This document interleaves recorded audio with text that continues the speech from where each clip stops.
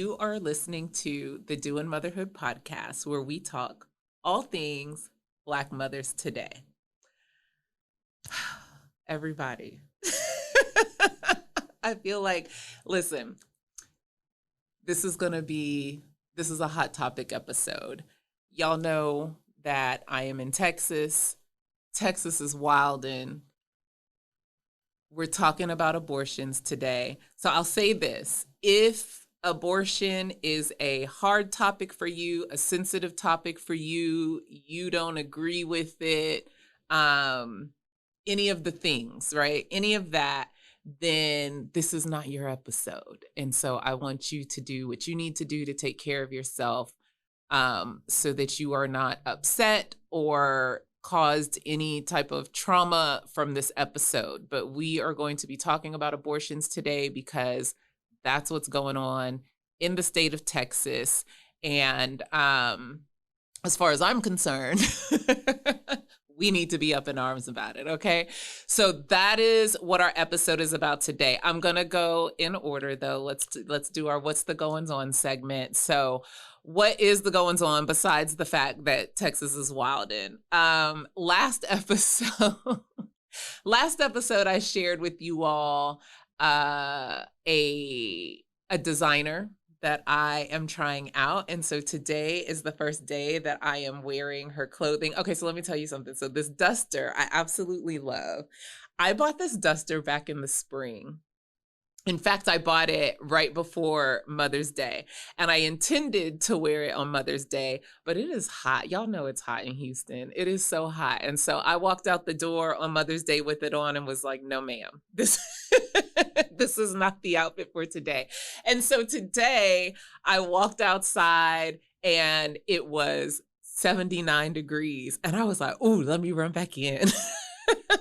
Let me run back in and put my duster on. I was so excited. It is way too hot right now outside, but I wanted to do this for the show. So I will give a full length view, but this is from Taylor J. If you go on Instagram, at Shop Taylor J is the IG handle.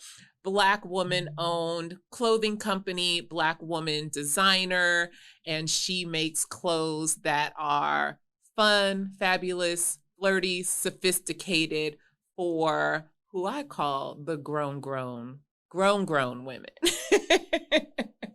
So that's what you see me wearing. I absolutely love it. I'm so excited. I feel like, and it's army green. That's what I'm calling it. It's army green, and we're in a fight today. Okay. So I had to, y'all know I am prior service military, prior service army. So I'm suited up. I'm suited and booted up.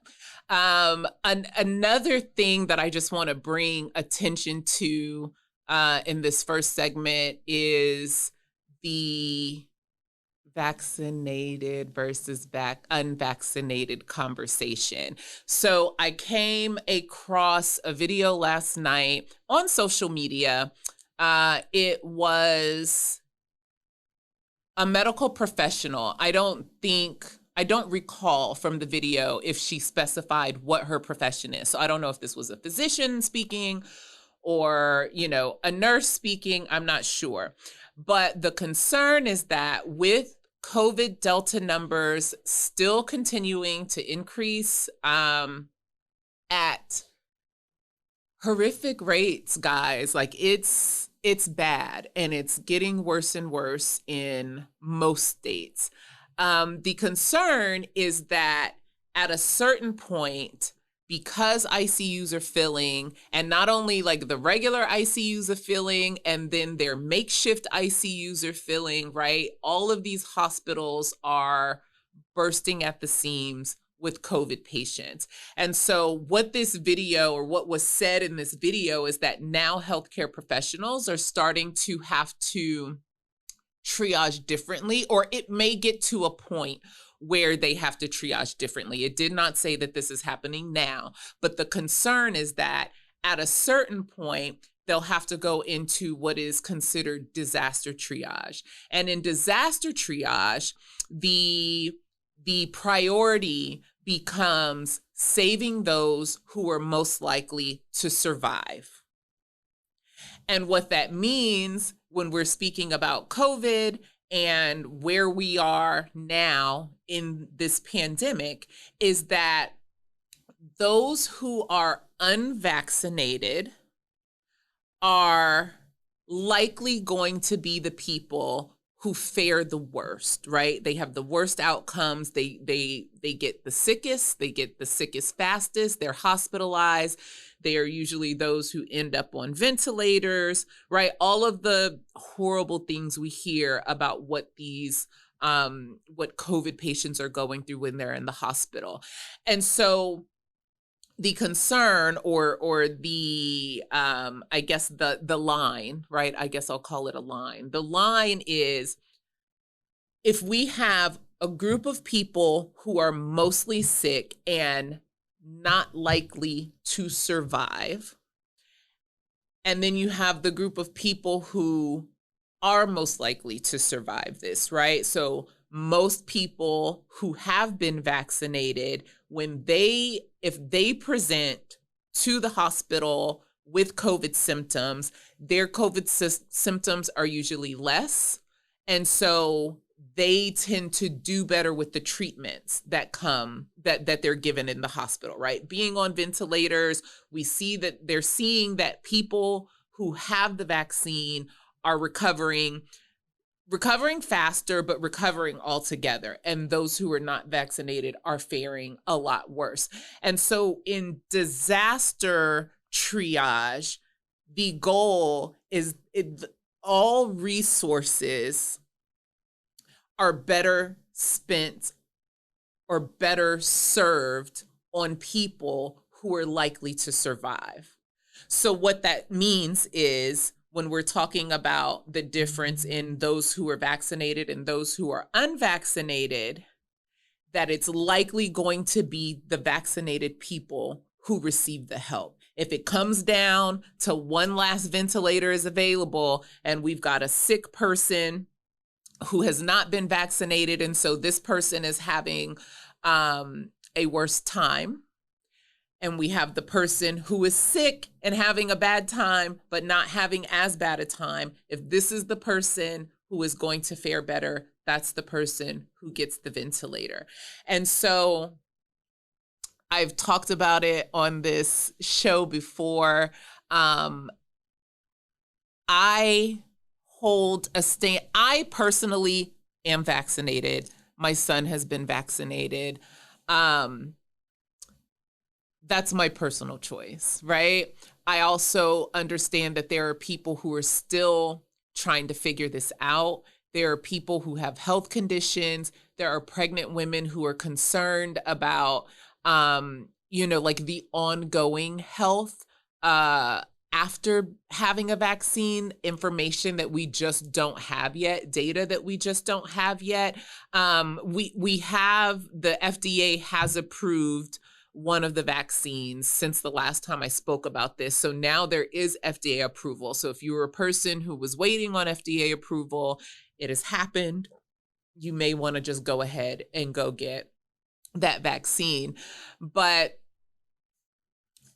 I understand those who don't. I do. I urge people to reconsider. I'll say that. I'm not pushing. I have no judgments for people who choose not to get the vaccine. I stand very firm in the belief that people should only put into their bodies what they feel 100% comfortable putting into their bodies. Whoa, I didn't expect to get emotional talking about this. I'm just so worried. What concerns me is when I listen to this video, I hear them say all things equal, all other things equal, right? So we have people who are vaccinated, we have people who are unvaccinated. And my first thought and my question in the comment section was, this sounds like discrimination. So how are we how are we making sure that we're not just deciding that people who aren't vaccinated are just pushed to the side, right? And so that's where I got this understanding of how disaster triage happens differently than what we know as regular triage, right? The type of triage that I was used to doing as a healthcare provider. But what they say is all other things equal. And I talk on this show. I just told the producer, I said, this show is becoming more of a medical podcast than anything else. It's like less about Black mothers and more about healthcare. But my first priority always is centering Black women and centering Black families. And so my concern is that when people are speaking publicly about what will happen, they take biases out because biases don't sound good, right, on camera, and biases don't sound good in written word. But what we know about healthcare and this healthcare system is that it is rife with people who really don't even understand their own biases. And so when we're talking about people making decisions, such as the last ventilator has to go to one person or the other, we cannot be assured as a community that that is always going to happen in a way that is truly, completely equitable for all people. And as we already know, based on, y'all know I talk maternal health and maternal mortality all the time because my work is a doula. I've worked as an OBGYN nurse for 16 years. And so those rates are what they are.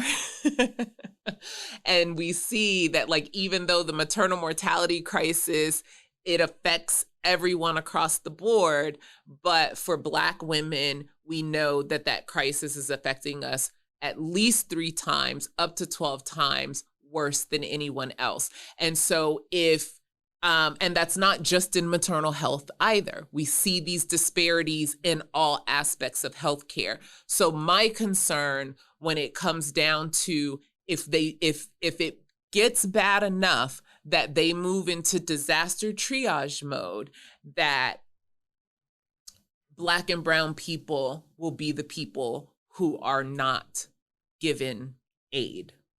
And that breaks my heart. And so I just, I urge people, whatever it is that if you're holding out because you're waiting for information, I urge you to have conversations with your healthcare team.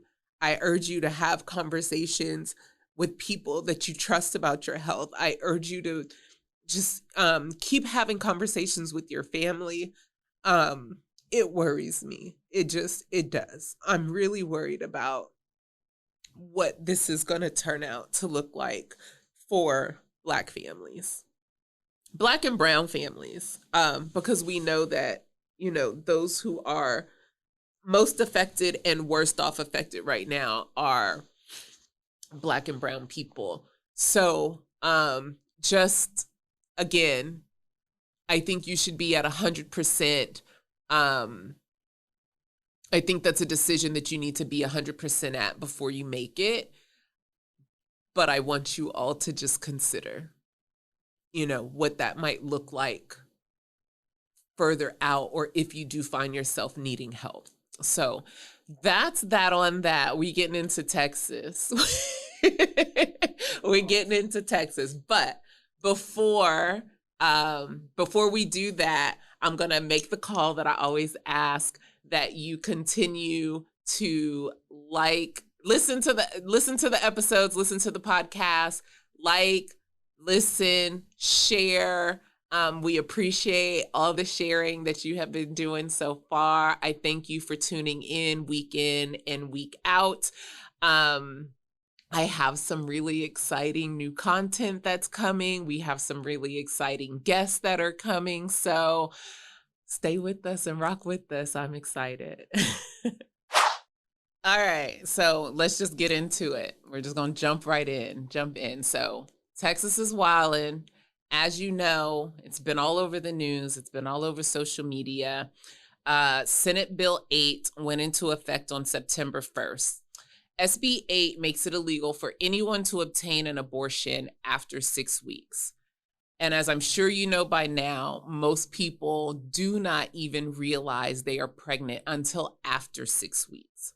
So this is a pretty effective abortion ban, right? It's not a complete abortion ban, but when you're affecting 85 to 90% or 80 to 95% of pregnancies that would have had an abortion because they found out after the 6 weeks, it's an effective ban. So at this point, Texas has nearly 100% banned abortions. What happened is that back in May, Governor Abbott and his cronies in the middle of the night sent this bill through, or they passed the bill. And of course, you know, all of our reproductive rights warriors here in Texas and our social justice warriors went into immediate work to sue to stop this ban from going into place.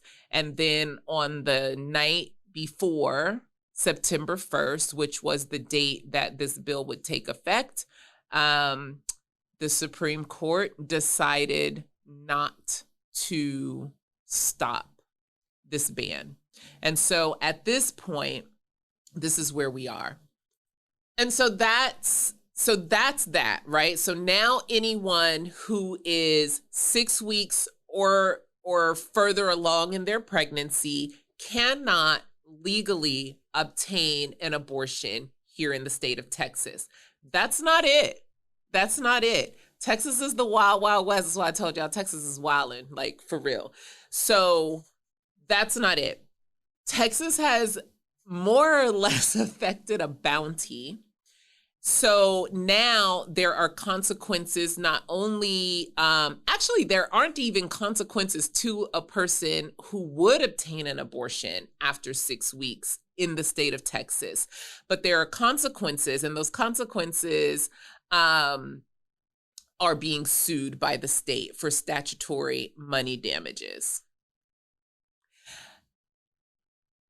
So what that means is there's a bounty, okay? There's a $10,000 bounty for anyone who turns in people who assist a pregnant person in obtaining an abortion, and anyone who performs it, right? So any medical provider who decides to carry forward, if they do, they can be reported, and then the person who reports them will earn themselves $10,000. It sounds like, right? It sounds like the Wild West.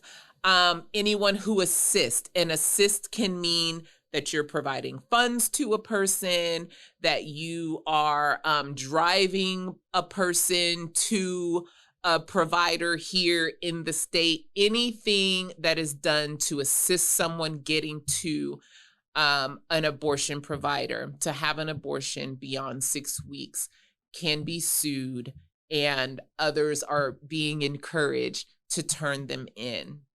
And so I often hear the conversation, and something that, you know, just is really kind of nerve-wracking to me right now is this conversation. I feel like this is the conversation I've been hearing my whole life around abortions, is what about rape victims? What about rape victims? And yes, absolutely, what about rape victims? But everyone seeking an abortion is not a rape victim. And everyone seeking an abortion has the constitutional right to carry that forward. And so whether it's a rape victim, whether it's a 37-year-old woman who realizes that she is not at the capacity to do this, whether it's a 20-year-old college student whose boyfriend has removed the condom without her knowledge, whether it's any of the things, constitutionally, Women have a right to make that choice for themselves, and Texas has stepped in and stopped that, right? Effectively, they stopped that. Now, I just want to juxtapose this story about what's happening in Texas with what is taking place in Mexico. So in Texas, this was a week ago that we found on September 1st, right? This abortion ban in Texas went into effect. Yesterday in Mexico, a landmark decision was made by their Supreme Court to decriminalize abortions. And so in Mexico, women have won. They were not only were they not allowed to have abortions, but the Mexican women faced up to 3 years in prison if they did have an abortion. And so now they have rights and are protected to be able to have an abortion up to through the first trimester of their pregnancy. And so it's so disconcerting to see this regression, right, that's happening for women and our rights in the United States of America. So here's a few things. Here's a few things that you can do. You know, what I've been obviously thinking about this very heavy for the last week. I've and thinking about what I want to say for this podcast, thinking about what I want to share with women in my community about what this means. I've spoken with other women, whether they're healthcare professionals or my friends or other just women in my network, just trying to gather where everyone is. And the truth of the matter is we're all stunned. We're all angry. It is, it's just a very sad time, a very dark time to know that what essentially has been taken away from women is our right to take care of ourselves and take care of our households in the way that we know we need to. And when I say the way that we know that we need to is because we know that on the other side of this abortion ban means that these are a lot of women, especially for the most vulnerable populations, right? I'm always thinking about those who are most vulnerable, those who sit in the margins, poor women, Black women, brown women, immigrant women, right? That what ends up happening is if they're already in some sort of hardship, a pregnancy and raising a child only compounds that. And the government is not showing or doing anything to ensure that for these pregnancies that women are being forced to keep, that she will have assistance and aid, or that child will be cared for, have assistance and aid from the government on the other side. And so then we're talking about keeping people in these cycles of poverty, keeping women in this, keeping women in a place where they can't advance. And we can talk all day. I'm not going to talk about morals. I'm not going to talk about morals because the GOP only stands on a moral platform in this conversation. I'll just stop.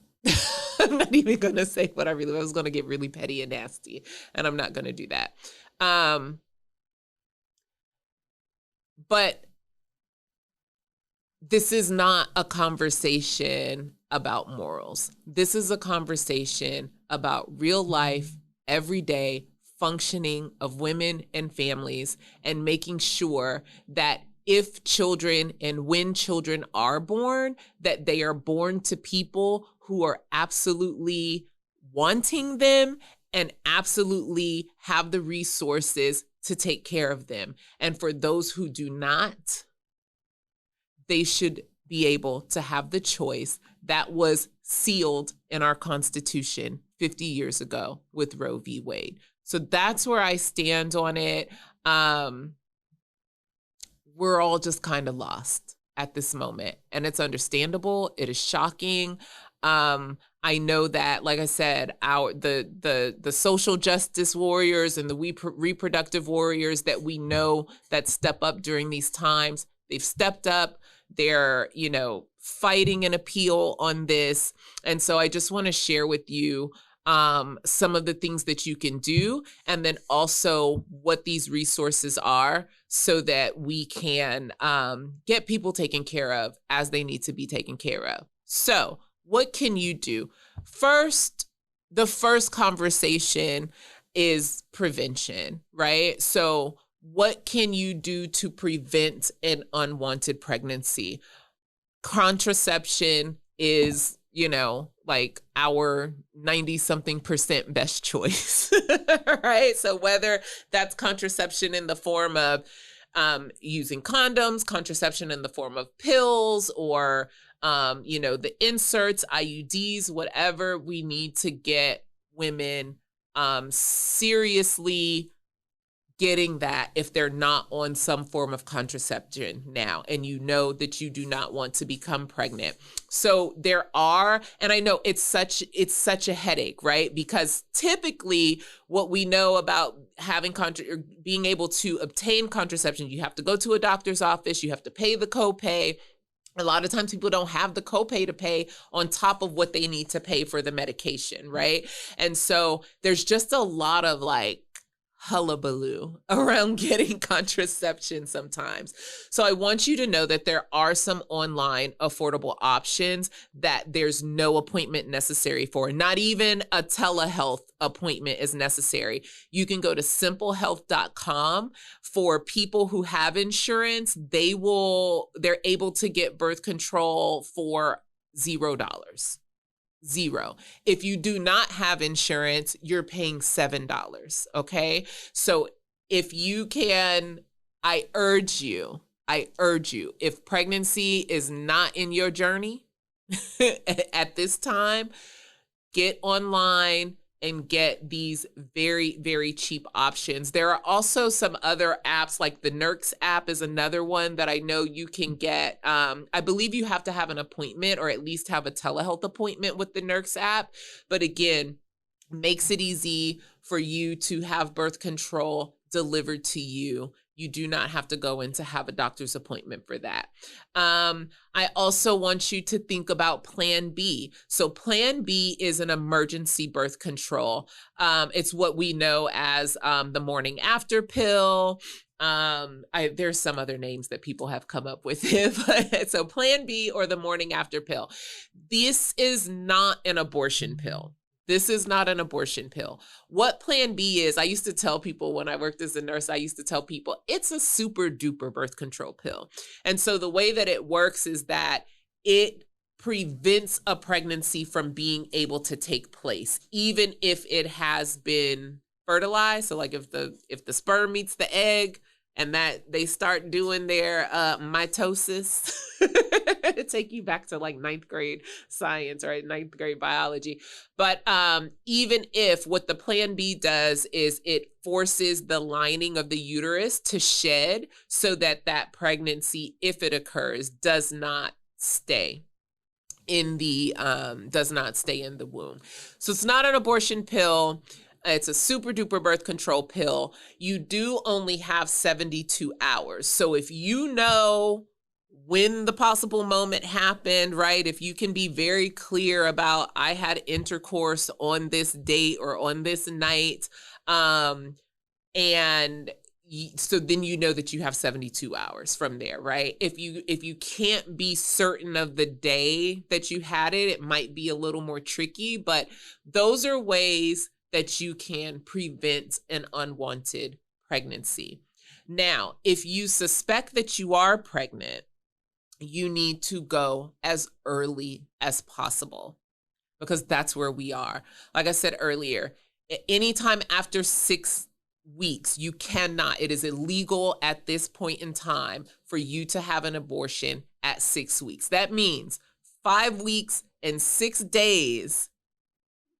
That's all you have for a legal abortion within the state of Texas. Okay. So if you have a suspicion, if you have any suspicion, you need to get tested. You need to find a provider who can do an ultrasound to confirm whether or not you're pregnant. And you also have to keep in mind that there are 2 appointments that are necessary in order for you to have an abortion, if that is what you want to do. So time is of the essence. That's the best way I can tell you. Time is of the utmost essence. You don't have time to sit on it. And that's the other issue. That is the other problem, is that it does not give, I think people, legislators, people who are, in this fight for whatever moral grounds they're attempting to stand on, because truly that is really all it is. This is not concern about unborn babies. This is not concern about anybody's health. This is all control over women and our bodies. But where did I lost myself. My point, my point is that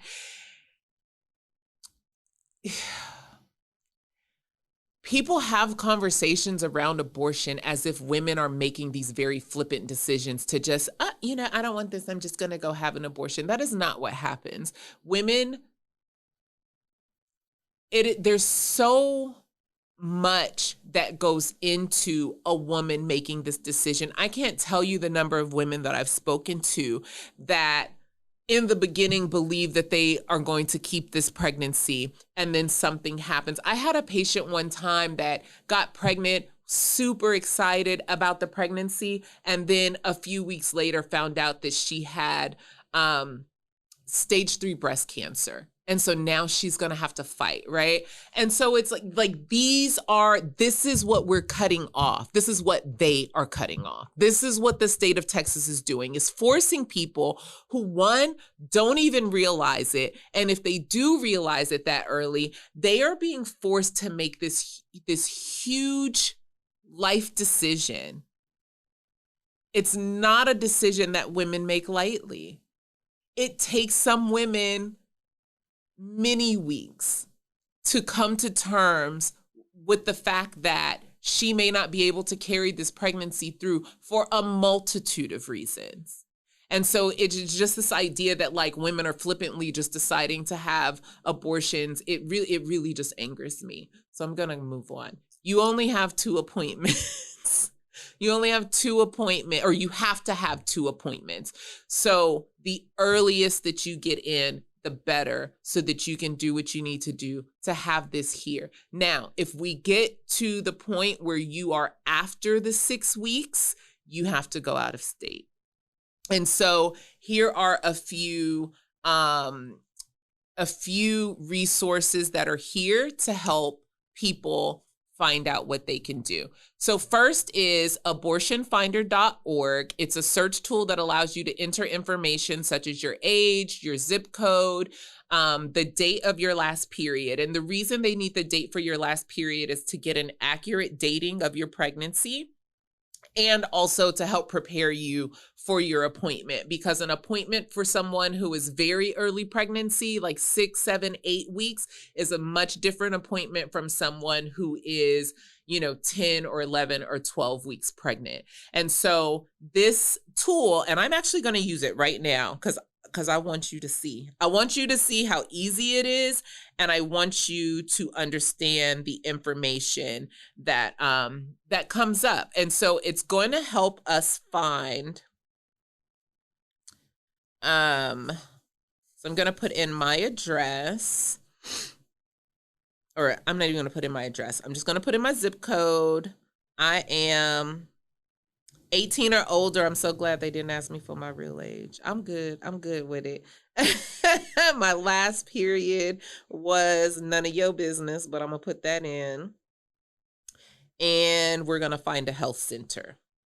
And so this is what it tells me based on the information that I just input. It tells me good to know information. Emergency contraception may be a good option for you if you've had unprotected penis in vagina sex within the last 5 days. You see how to the nitty gritty, okay? They want you to know.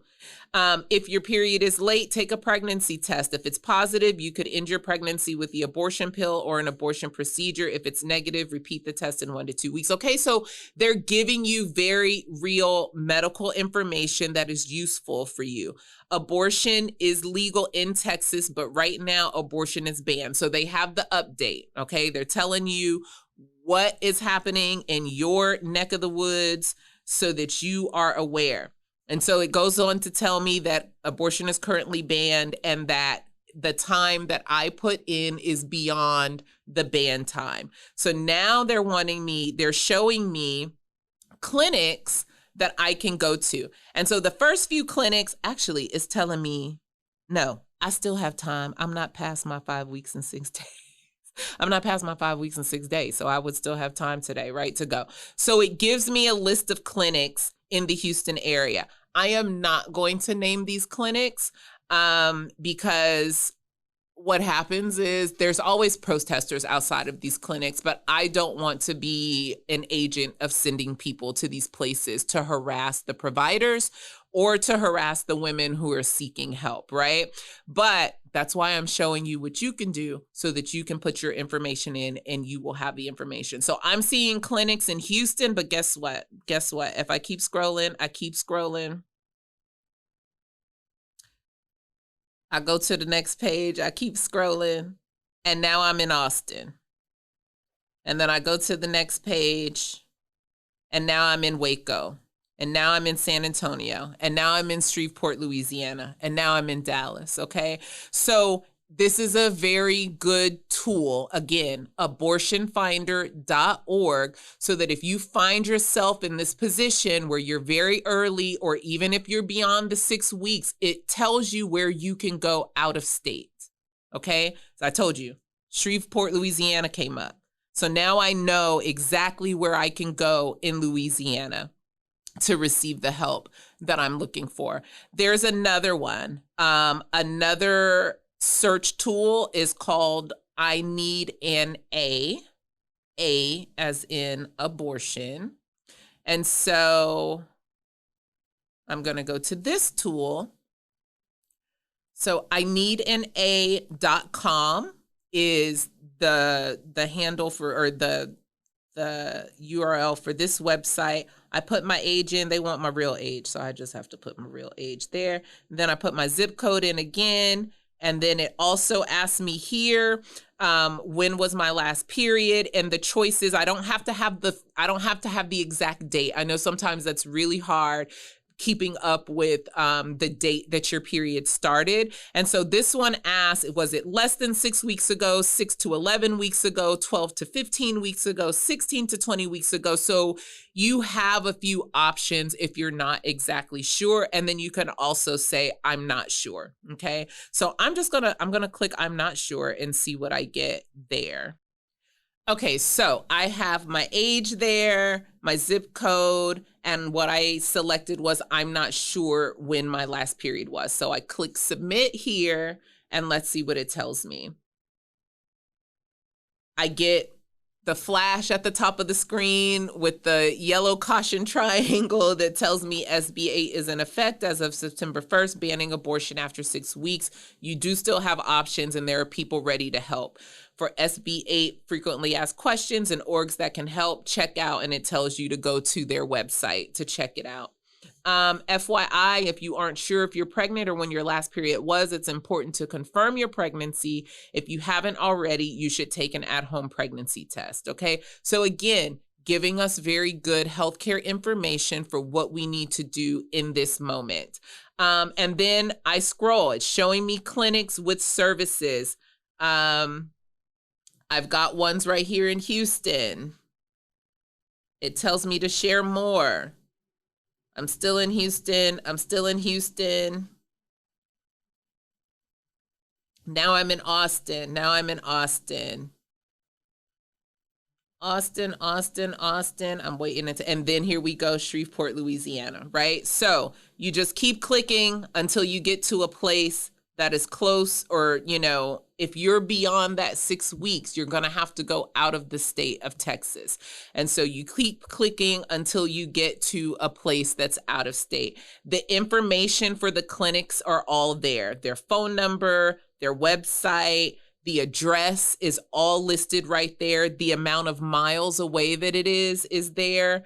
So I'm looking at one that's in Fort Worth. It tells me it's 240.4 miles away. Okay. So you can get all of the information that you need so that you can get this taken care of. Now, that takes care of where can I go, right? But what about if you are not sure, if you don't have the funds, right? Because it's not easy to just jump up and drive to Louisiana. And it's not easy for a lot of people. That is not very accessible.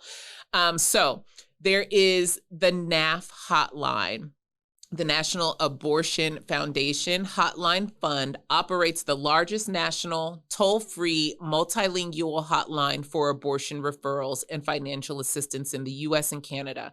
We provide callers with accurate information, confidential consultation options, counseling, and referrals to providers of quality abortion care. We also provide case management services and limited financial assistance to help you afford the cost of your care and travel-related expenses.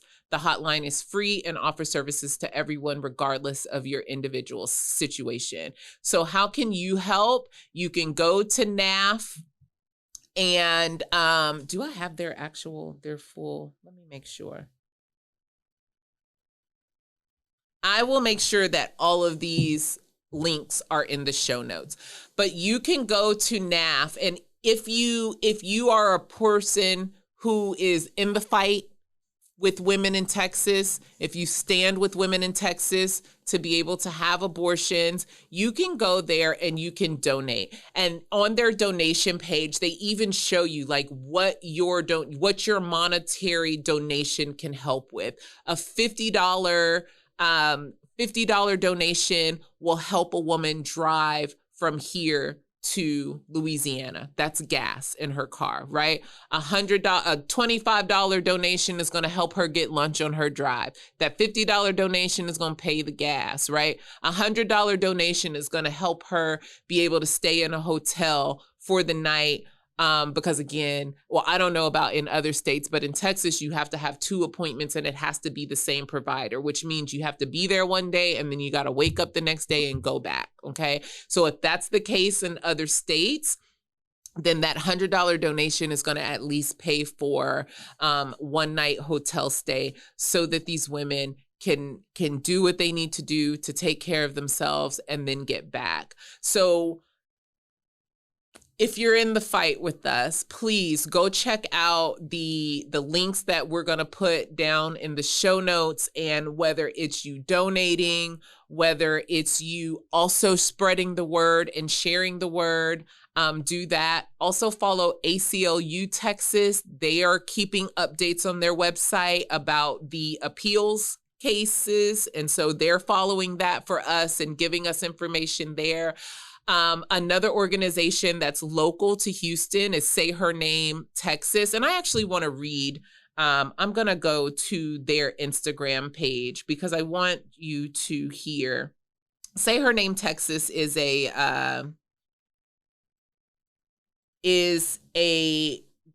collective. They organize advocacy about the issues that impact the lives of Black women.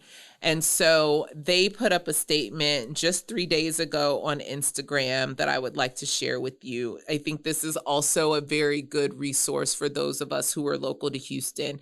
SB 8 is another tactical effort by the state of Texas, as all historically repressive precedents, to marginalize a community. Say Her Name Texas was established to uplift marginalized communities. Therefore, this is our safe space to speak. More importantly, our purpose is to serve Black women who've been historically excluded from the complicated landscape of feminism that has become progressive in recent years. We must take the hypocritical struggle of American feminism into account when addressing issues that plague us as women. Us is utilized when the least exposed bills, such as this, go into effect. The pronoun has been singular for one group's convenience for far too long. We will not lean in to the conversation, but change the narrative by force. We are all affected. The high risk of Black maternityhood is extremely fragile by the effect of SB 8. We will focus our efforts, as we have before, to raise awareness on the conditions of prenatal, non-white women mortality rate, support inclusive unity, and the rights of women.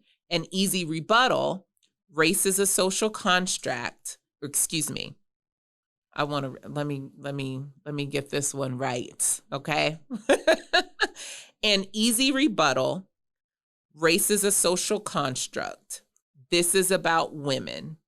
At face value, these are valid claims that ultimately lack the same sensitivity you were seeking. Just saying. I rock with Say Her Name HTX. All right. So check them out as well. I'm sure that they will have good information. They have had rallies. They had a Say Her Name rally last year to bring awareness to the injustice of Breonna Taylor being murdered by police. They also, during the freeze that we had, was that in February or March that we had earlier in this year, Say Her Name, HTX teamed up with my good doula sis, Sankofa Mama, Sierra Sankofa Mama McLean, and they put together a donation drive to make sure that families who were affected by the freeze were taken care of at that time and had, clean water and clothes and food and whatever else those families needed to be okay during the freeze. So that's where we are. Men, this is my last, what can you do? Men, we do need your voices. Right now, the only men's voices, I won't say the only, but mostly the loudest men's voices that we hear in this conversation about abortion are the conservative men who are looking to strip women's rights away, our right to choose and our right to the health care that we need in this topic. And so we need men who believe in women's rights to choose. We need men who can be vocal, who will speak out, who will show up when it's time to show up. We need you. I've been seeing a lot of conversations on social media, and even with some of my men friends in my life. Initially, their thought was, this is a woman's issue. We just need to be quiet and let women handle it. And no, we need you to speak up. We need y'all right there on the front lines with us. We need you beside us. We need you signing petitions.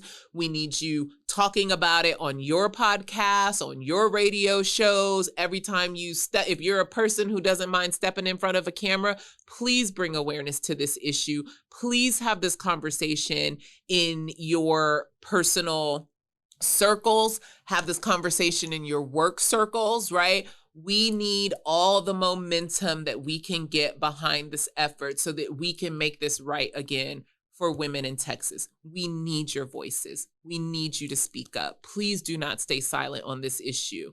We need you. I don't know how else to say it. Just please. Just do it. So that's where we are, y'all. Like, this is the fight that we are in this moment. I will have links on links in the show notes. So please take a look on the Instagram page at doing @doing_motherhood_podcast. You'll see that information there. You'll also see it on my doula page. So at Anya doula_HTX. You can go there to find this information. And then all those organizations will lead you to the places that you need to be. If you think that you are pregnant and this is not a pregnancy that you plan to keep, you need to act now. And I'm sorry. I really am. But you've got to do, if you know that you're not going to keep it, you've got to get into action. You can't sit on it, right? So please take care of yourselves. That's all I got this week. That's all I got this week. I'm ready to fight. That's what you should know. I'm ready to fight. If there is a way that I can help, if you are an organization or and you need help, you need a voice, I'm here. I'm here for that. So you can reach out to me at Doing Motherhood. My email address, doingmotherhood@anyadoula.com. And I will be happy to see what we can do to work together and link together to make sure that women in Texas are taken care of. That's my show. Thank you for joining me week in and week out. We'll talk again soon.